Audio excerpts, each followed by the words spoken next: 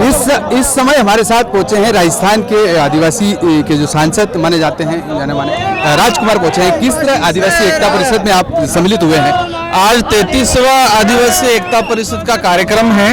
ये सांस्कृतिक एकता महासम्मेलन कई सालों से आयोजित हो रहा है और इसमें पूरे देश के आदिवासी समुदाय के लोग, विभिन्न समूहों के लोग इस कार्यक्रम में धूमधाम तरीके से, उत्साहित तरीके से अपने वेशभूषाओं में यहाँ पर सम्मिलित होते हैं और ये कार्यक्रम पूरे देश के आदिवासियों की एकता को, प्रतीक एक संस्कृति को प्रदर्शित करने का काम करता है।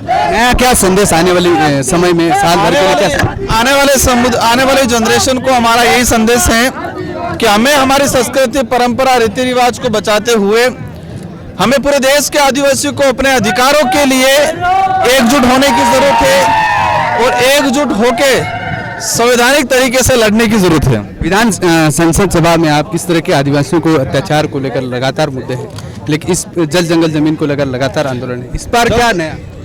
हमारा प्रयास रहेगा कि जो संवैधानिक अधिकार हैं जो आदिवासी समुदाय को नहीं मिल रहे हैं, इन अधिकारों को धरातल पर लागू कराना और सभी राज्यों के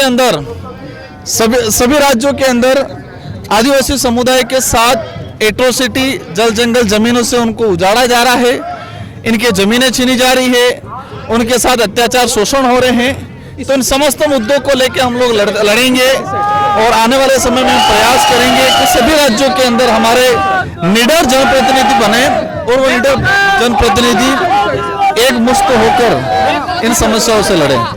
तो ये है आदिवासियों के जो सांसद है, यानी कि इस तरह की बातें उन्होंने कही कि आदिवासी एकता परिषद में सम्मिलित है। उन्होंने अपने मुद्दों और उन्होंने कहा कि आने वाले समय में आदिवासियों पर अत्याचार के कई मुद्दों का उन्होंने बात रखने की कहा है कि आने वाले समय में हम विधानसभा, ये लोकसभा या संसद में किस तरह की अपनी बात कर सकते हैं, आदिवासियों के अधिकारों की हम बखूबी से संसद और विधानसभा में रखें और सरकार से ये अपनी मांग कहने का कहा है। और ऐसे में राजकुमार रोध है जो राजस्थान के डूंगरपुर के सांसद है, उन्होंने आज आदिवासी एकता परिषद में सम्मिलित हुए और उन्होंने इस तरह की बातें सामने आई हैं। लेकिन आज आगे और कौन जनप्रतिनिधि आते हैं, उनसे भी हम इस तरह की प्रतिक्रिया जानने की कोशिश करेंगे।